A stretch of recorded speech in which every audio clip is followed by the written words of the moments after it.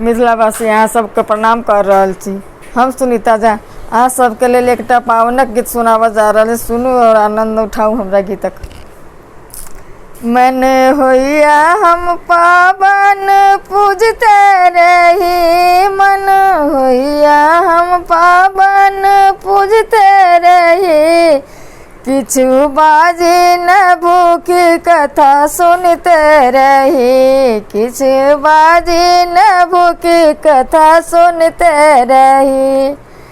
किछु मन होइया हम पावन पूजते रही।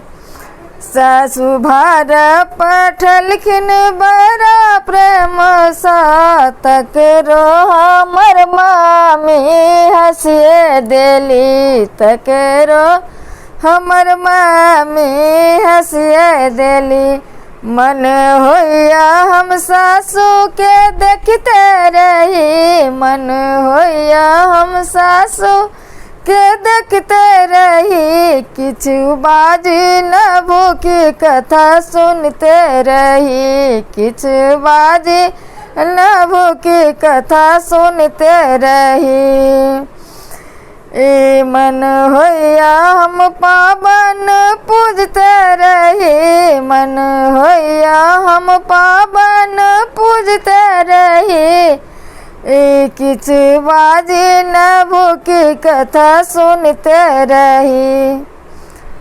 गोतनी गौरी बनलखिन बड़ा प्रेम सा, गोतनी गौरा पठलखिन बड़ा प्रेम सा, तकरो हमर भाभी हँसिए देली, तकरो हमर भाभी हँसिए देली।